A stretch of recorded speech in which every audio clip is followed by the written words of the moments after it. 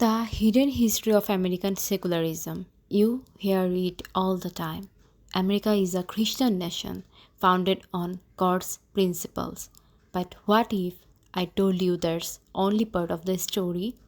What if the very foundations of American liberty were built on something else entirely? Today we are diving into a groundbreaking book that unearthed the hidden history of American secularism, and trust me, it's going to challenge everything you thought you knew.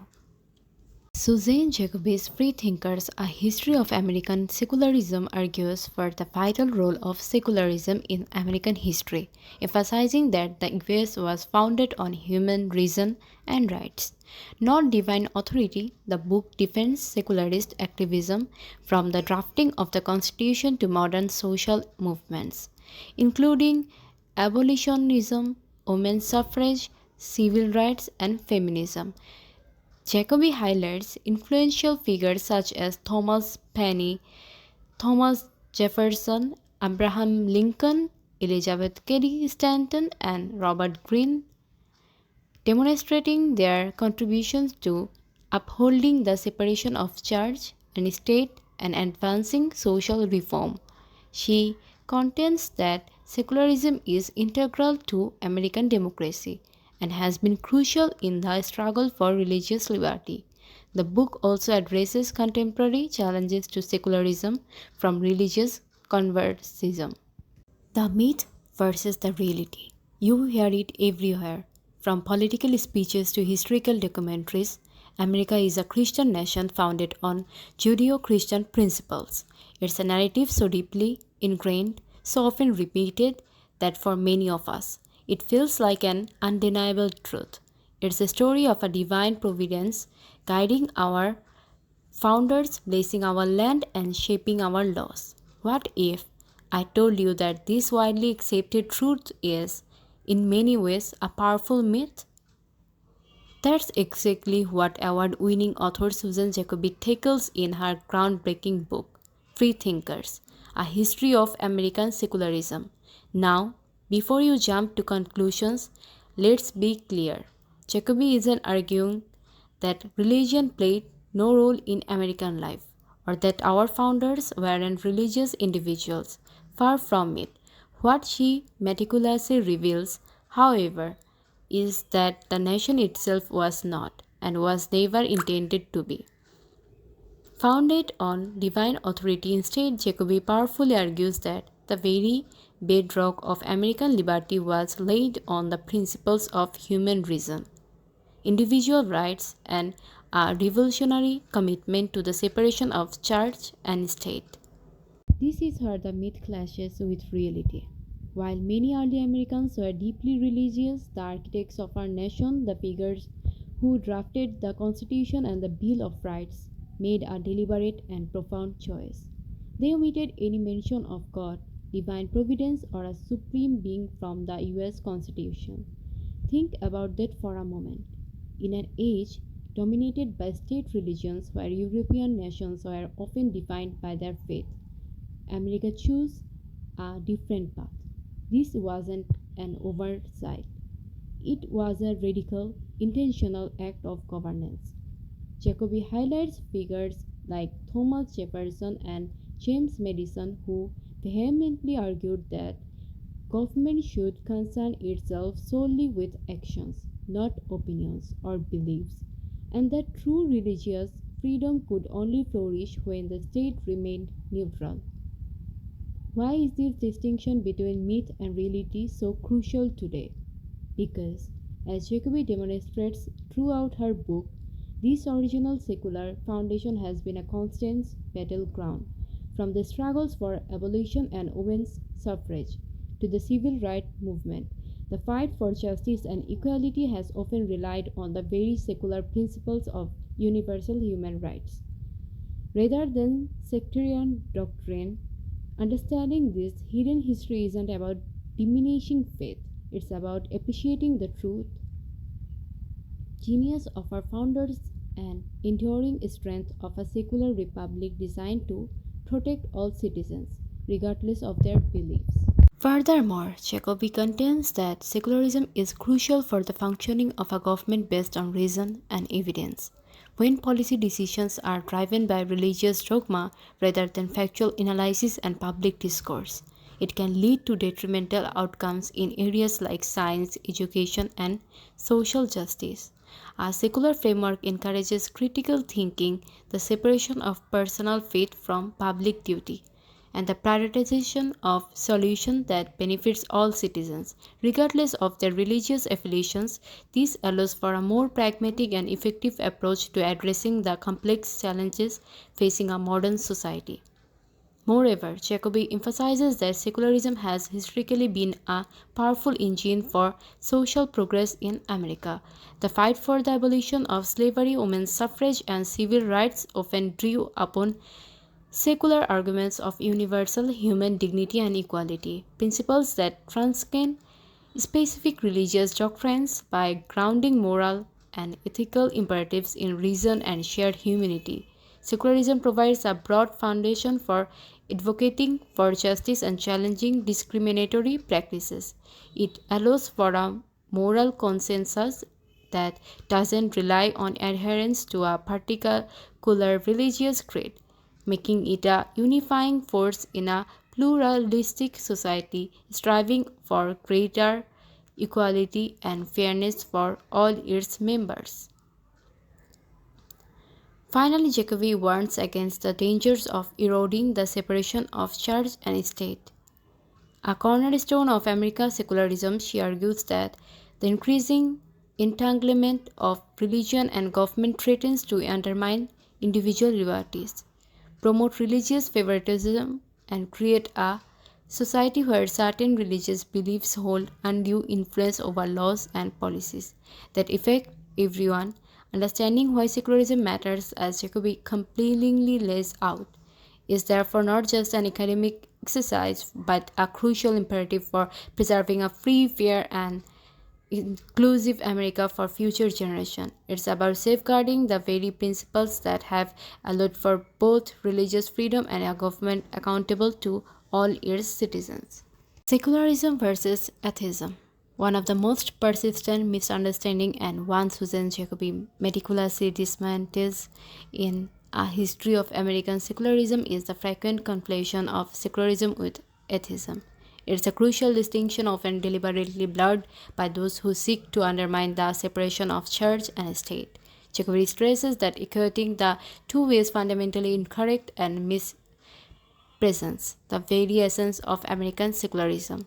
Jacobi clarifies that atheism is a personal belief system, specifically the disbelief in the existence of a god or gods. Its stand and metaphysics a private conviction about the nature of reality. Someone can be an atheist and advocate for secular principles, but their atheism doesn't define secularism itself. It's a personal philosophical position, much like being a Christian, a Jew, a Muslim, or any other faith, or indeed no faith at all. Secularism, on the other hand, as Jacobi eloquently explains, is a political and governmental principle. It's about the separation of religious institutions from governmental institutions and the neutrality of the state towards matters of religion. It insists that public policy should be based on rational, shared principles that apply to all citizens rather than on the doctrines of any particular faith. Crucially, secularism is not anti-religion. It is profoundly pro-religious freedom by keeping the government out of the business of religion. It ensures that all individuals have the liberty to practice their chosen faith without fear of state interference or favoritism. It protects the right of Baptists just as much as Buddhists and atheists as much as Methodists. Jacobi powerfully illustrates that the framers of the US Constitution, many of whom were religious believers themselves, chose a secular framework precisely to avoid the religious wars and persecutions that had plagued Europe for centuries. Their aim wasn't to establish a godless state, but a government that was impartial on religious matters, thereby creating a truly level playing field for for all forms of belief and non-belief. Understanding this vital difference that secularism is a framework for civil governments, not a personal creed, is essential for truly grasping America's unique historical trajectory and for defending the principles of religious liberty and pluralism in contemporary society. The revolutionary roots founding a nation on reason. In A History of American Secularism, Susan Jacob profoundly reorients our understanding of the nation's birth, arguing that its true revolutionary roots lie not in divine mandate, but in a radical commitment to reason. She transports us to the intellectual ferment of the 18th century, a time when Enlightenment ideas were sweeping across Europe and into the American colonies. Thinkers like John Locke and Voltaire, with their emphasis on individual rights, natural law, and the separation of powers, heavily influenced the minds that would forge a new nation. More subtly, the rise of deism among the educated elite, a belief in a distant creator who set the universe in motion but doesn't intervene, also nurtured a climate where human reason, not divine revelation, became the primary guide for governments. Jacobi masterfully highlights what she calls the great omission, the striking absence of any mention of God, Jesus, or divine providence in the US Constitution. This wasn't an accident for an oversight, it was a deliberate and profoundly revolutionary act. At a time when virtually every European nation had an established state church and most governmental documents invoked divine authority, America's founders chose a different path. They established a civil government deriving its power from the consent of the government, not from any religious deity. This foundational decision laid the groundwork for an unprecedented experiment in religious freedom, where faith was explicitly left to the individual, not dictated by the state.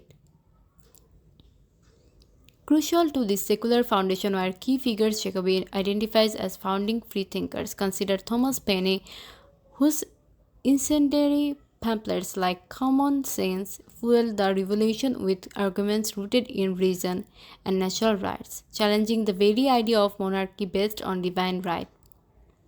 Then there's Thomas Jefferson, who championed the Virginia Statute for religious freedom, an absolute blueprint for the separation of church and state, declaring that government should have no jurisdiction over matters of faith. Benjamin Franklin, pragmatic and often skeptical, embodied the Enlightenment ideal of public service, driven by civic virtue, not religious dogma. And James Madison, the father of the Constitution, passionately argued against any government intervention in religious affairs, emphasizing that religious freedom meant freedom from government interference, not freedom through government endorsement. These individuals and many others were not necessarily anti-religious, but they were unequivocally anti-theocratic. They understood that true liberty, both religious and otherwise, could only flourish in a government founded on universal principles of reason and human rights. Unburdened by sectarian squabbles or the imposition of any single faith, Jacobi's insight is that this commitment to reason, enshrined in the very fabric of our founding documents, is often overlooked revolutionary legacy that continues to define and protect American pluralism today. Secularism in the 19th century, from skepticism to social reform. As the 19th century dawned, America experienced a profound religious transformation, the Second Great Awakening. This wasn't just a quiet spiritual shift, it was a powerful, widespread Protestant revival that swept across the nation, characterized by impassioned sermons, camp meetings, and a fervent emphasis on individual conversion and moral reform. Jacobi illustrates how this surge in a evangelical fervor began to permeate every aspect of American life, influencing everything from temperance movements to early abolitionist efforts, and significantly pushing for a greater infusion of religious morality into public policy and education.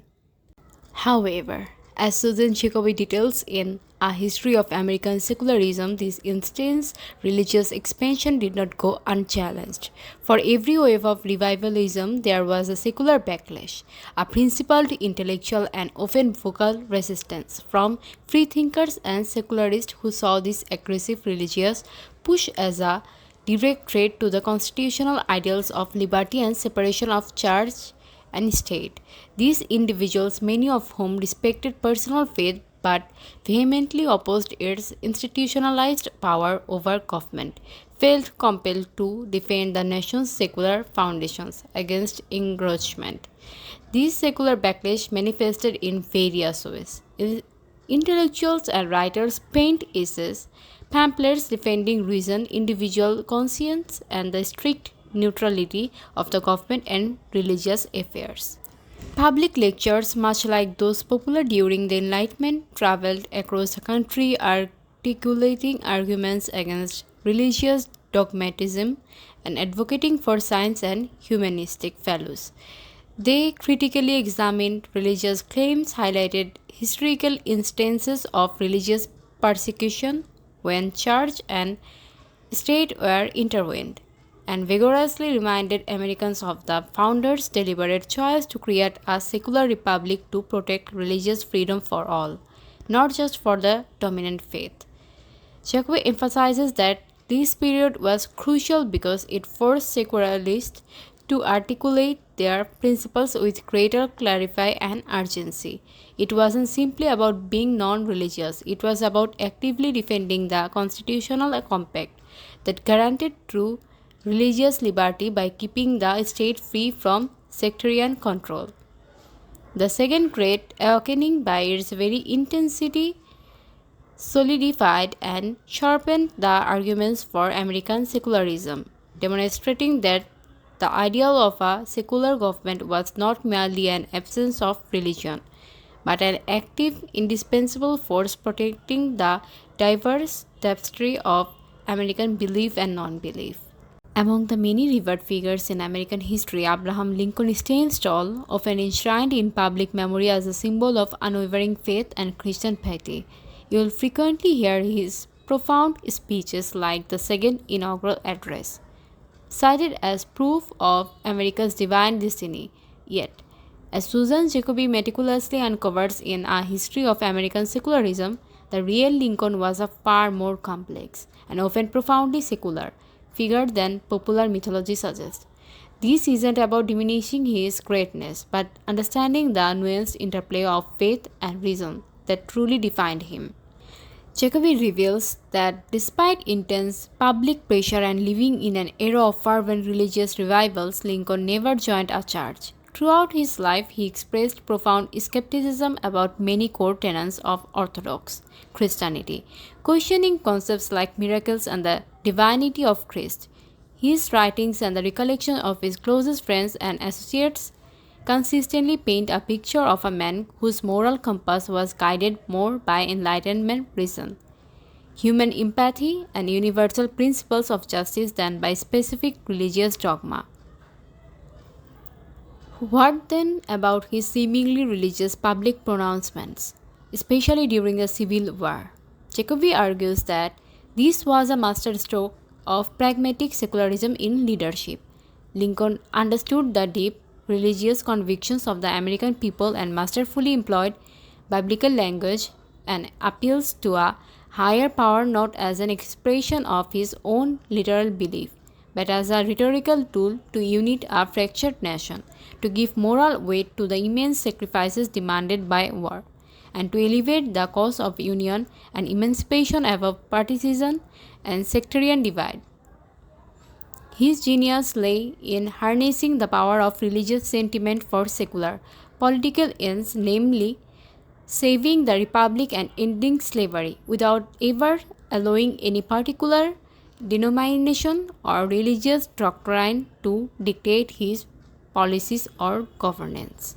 Ultimately, Jacobi's portrayal of Lincoln as a complex secular figure profoundly enriches our understanding of American history. It challenges the simplistic narrative of a nation uniformly guided by a single faith and underscores that even during its most trying times, The presidency was occupied by a leader whose foundational approach to governments was rooted in reason, a deep commitment to the nation's founding secular principles, and a profound respect for human dignity that transcended religious creeds. His legacy and therefore there serves as a powerful testament to the enduring presence and importance of secular thought at the highest levels of American leadership.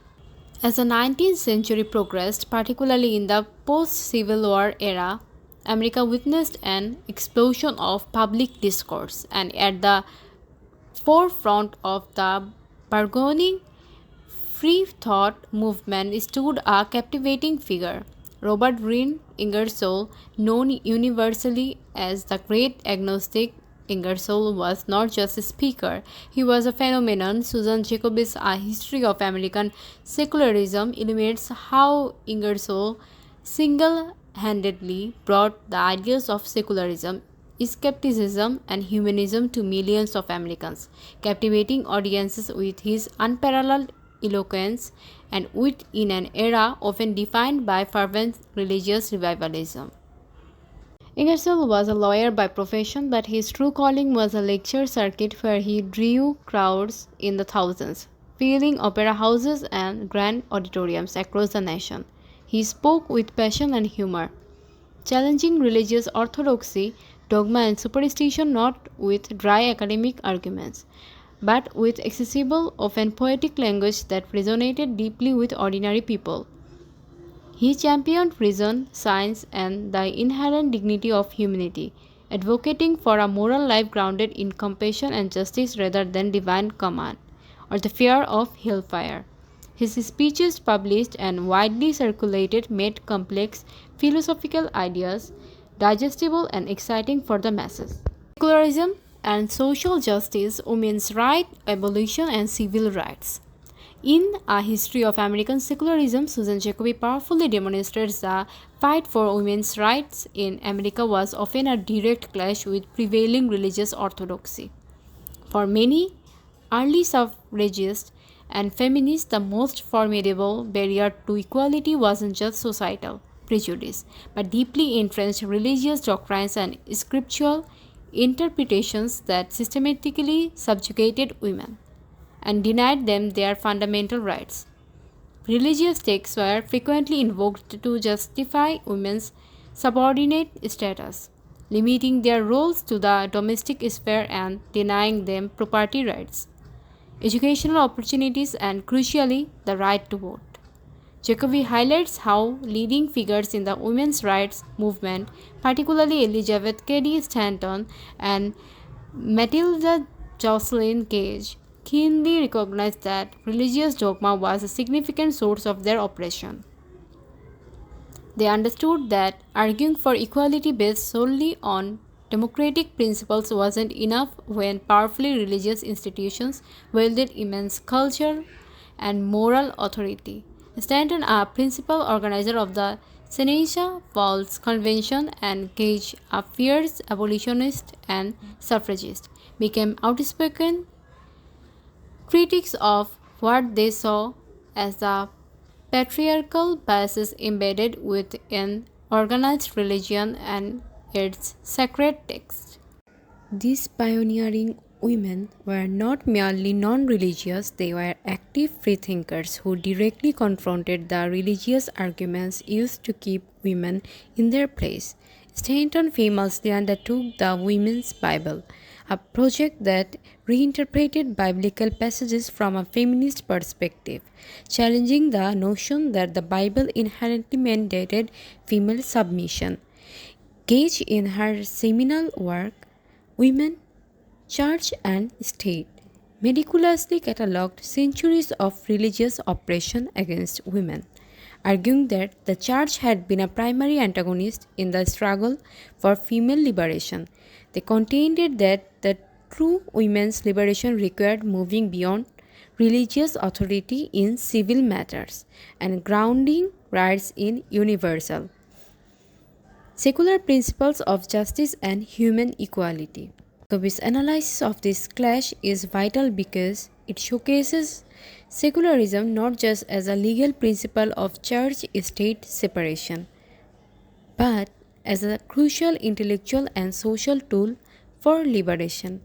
For these women, secularism provided the necessary framework to challenge religious authority, to argue for rights based on shared humanity rather than divine decree, and ultimately to dismantle the religiously sanctioned barriers to women's full participation in American public and private life. The struggle underscores how secular thinking has been and continues to be indispensable in the ongoing pursuit of social justice and human rights in America. While the abolitionist movement is often rightly associated with fervent religious conviction, Susan Jacobs' A History of American Secularism reveals a crucial, often overlooked aspect of his pivotal struggle: the powerful and influential alliances between abolitionists and freethinkers. It's a nuanced story where moral outrage against slavery transcended sectarian lines, uniting individuals from diverse worldviews under the shared banner of human liberty and justice. Jacobi demonstrates that while many prominent abolitionists were indeed deeply religious and motivated by their faith, the movement also drew significant strength from secular arguments rooted in universal human rights and reason. Freethinkers, often skeptical of religious dogma, found common cause with their religious counterparts in condemning slavery as an affront to human dignity, a violation of natural law, and egregious injustice. They challenged the pro slavery arguments that often twisted biblical passages to justify the institution, emphasizing that human equality was self evident and required no divine mandate to be morally imperative.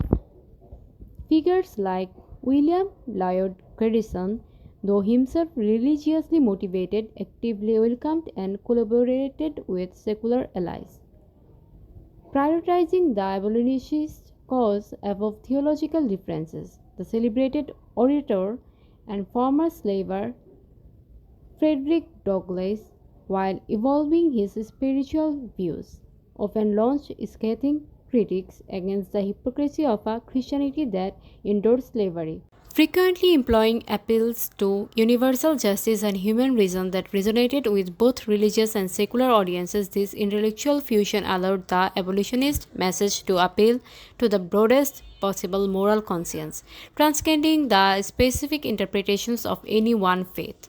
Jacobi's exploration of these alliances underscores a vital point about American secularism. It's not a force in opposition to moral progress, but often a catalyst for it, by providing a framework for ethical and social action that doesn't depend on religious consensus. Secularism enabled a powerful coalition against slavery. It allowed individuals to condemn bondage based on shared human values, freedom, equality, and the inherent worth of every person, principles that resonate across all beliefs or lack thereof. This collaboration highlights how secular thought actively contributed to dismantling one of America's greatest moral failing and solidified its role as a bedrock for social justice for movements. As the 20th century unfolded, the nature of American secularism, as documented by Susan Jacobi, evolved significantly, while the 19th century saw prominent freethinkers challenging religious orthodoxy in intellectual grounds. The 20th century brought a new focus: the vigorous defense of civil liberties and the robust application of the separation of church and state within public institutions. This era saw secular principles increasingly legitimated in the courts, becoming the bedrock for expanding individual rights for all Americans. One of the defining moments for this evolution was the Scopes Monkey trial of 1925. Jacobi highlights how this dramatic courtroom battle, pitting fundamentalist belief against the teaching of evolution in public schools, it starkly illustrated the critical need for secular education, while often framed as a conflict between science and religion. Jacobi argues it was fundamentally about protecting intellectual freedom and ensuring that public institutions, especially schools, remain free from sectarian control. Legal challenges emerging from such conflicts led to the rise of organizations like the American Civil Liberties Union, which became instrumental in defending the constitutional boundaries between church and state, laying the groundwork for future landmark cases. Following World War II, Jacobi shows how secular principles became even more intertwined with the broader movement for civil rights and the expansion of individual freedoms. The push for equality, whether for racial minorities, women, or other marginalized groups, often relied on universal secular arguments about human dignity and rights, rather than on specific religious tenets. This period saw crucial Supreme Court rulings that strengthened the Establishment Clause, striking down state-mandated prayer in public schools and challenging religious displays on public property. This decision affirmed that a neutral government, one that doesn't favor or endorse any particular religion, is essential for ensuring true liberty and equality for all its citizens, regardless of their personal beliefs. Thus, the 20th century transformed American secularism from primarily a philosophical stance to a crucial legal and social bulwark. Jacobi demonstrates that it became the indispensable framework for protecting intellectual freedom, safeguarding minority rights, and ensuring that public life, from education to governments, remained inclusive and equitable for everyone. This evolution underscores secularism's dynamic role, continually adapting to new challenges to uphold the fundamental American commitment to a government for all, unbound by religious preference. Contemporary challenges and the future of American secularism. As the 20th century progressed, particularly from the 1970s onward, Susan Jacobs' A History of American Secularism chronicles a significant counter-movement, the rise of the religious right, and its pronounced backlash against secularism. This period marked a dramatic shift as conservative religious groups, often fueled by anger over Supreme Court decisions on issues like school prayer and abortion rights, become a powerful and highly organized political force, aiming to restart a vision of America rooted in explicitly Christian principles. Jacobi details how this bargaining movement viewed secularism not as the bedrock of religious freedom and pluralism, but as a hostile ideology, a godless force undermining traditional values and moral order. Their central contention was that America was and ought to be a Christian nation, a narrative that directly challenged the historical arguments for strict church-state separation. This ideological clash led to a concerted effort to dismantle or weaken secular barriers in public life, aiming to infuse religious morality and specific doctrines into law, public education, and government policy. This backlash against secularism manifested in various concrete ways. We saw intensified campaigns for prayer in public schools, efforts to introduce creationism or intelligent design into science curricula, and renewed pushes for public displays of religious symbols. Beyond education, the religious right became a major player in legislative battles concerning reproductive rights, LGBTQ plus rights, and the extent to which religious beliefs could exempt individuals or businesses from generally applicable law. Jacobi argues that these efforts represent a direct challenge to the very concept of a neutral government that treats all citizens equally, regardless of their faith or lack thereof. Jacobi emphasizes that this ongoing struggle underscores the fragile and contested nature of American secularism. The rise of religious right transformed the debate from a primarily intellectual or legal one into a deeply cultural battle. It highlights that the separation of church and state, far more being a settled principle, is a constantly contested ideal requiring vigilance. Understanding this powerful backlash, as Jacobi lays out, is essential for comprehending the current landscape of American religious and political life. and for recognizing the persistent challenges faced by the nation's foundational commitment to a secular government. Even after tracing centuries of struggle and debate, Susan Jacobs' A History of American Secularism culminates in a powerful, urgent argument. Defending the secular ideal is not merely an academic exercise, but a vital imperative for the future of American democracy and individual liberty. She contends that the principles of secularism, far more being outdated, are more crucial now than ever to preserve the unique character of the United States. Jacobi underscores that a secular government is the ultimate guarantor of religious freedom for all. In a nation as religiously diverse as America, where people adhere to countless faiths and no faith at all, secularism ensures that no single religion can dominate the political landscape or impose its doctrines on others through the force of law. It's the only framework that prevents the majority from dictating to minorities, thereby safeguarding the consciences of every citizen and averting the kind of sectarian conflict that has historically plagued societies where church and state are intertwined. Furthermore, Jacobi highlights that secularism is foundational for a government rooted in reason, evidence, and universal justice. When public policy is crafted based on shared human experience, scientific understanding, and the common good rather than on the tenets of specific religious doctrines, it leads to more inclusive, effective, and equitable outcomes for all citizens. This commitment to reason allows for critical thinking, fosters intellectual freedom, and ensures that progress in areas like education, healthcare, and social welfare is driven by pragmatic solutions that benefit everyone, not just adherents of a particular faith. Finally, Jacob's deep dive into history serves as a potent warning. The secular ideal is never truly settled. It requires constant vigilance.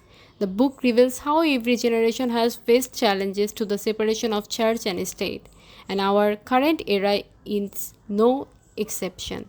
Understanding why our founders deliberately chose a secular path and how that path has consistently protected both religious liberty and democratic governments is essential for every American. Defending the secular ideal, Jacobi concludes, is not about being anti-religious, it is about passionately upholding the very principles that allow a truly free, fair, and pluralistic society to flourish for all its people.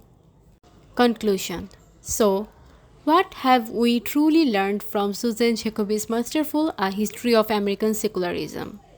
We have journeyed through centuries uncovering a vital, often overlooked thread in the tapestry of American history, that the United States was conceived and sustained not by divine mandate, but by the revolutionary principles of human reason and individual liberty. Protected by the deliberate separation of church and state, we have seen how figures from Paine and Jefferson to Lincoln and Stanton championed this secular ideal not as an attack on faith, but as the very bedrock of true religious freedom and social progress. It's a story far richer and more complex than the simple narratives often presented. Jacobi's powerful conclusion is clear. This historical understanding is not merely academic, it is profoundly relevant to our present. In an age where the boundaries between church and state are continually challenged, and where the ideal of a diverse, pluralistic society feels increasingly fragile, understanding and actively defending our secular foundations is more crucial than ever. It's about preserving the framework that guarantees equality for all citizens, regardless of their beliefs, and ensures that government serves the common good based on reason, not on the dictates of any single faith. This commitment to secularism is quite simply essential for all health and longevity of our unique republic. Now, I want to hear from you. Having explored this deeper history, what surprised you most about American secularism? Do you believe the principle of church-state separation are adequately protected today, or do you see them under threat? Share your thoughts and questions in the comments below. I'll be reading and responding. Your engagement truly helps this channel reach more curious minds. Thank you for joining me on this journey, and I look forward to continuing the conversation.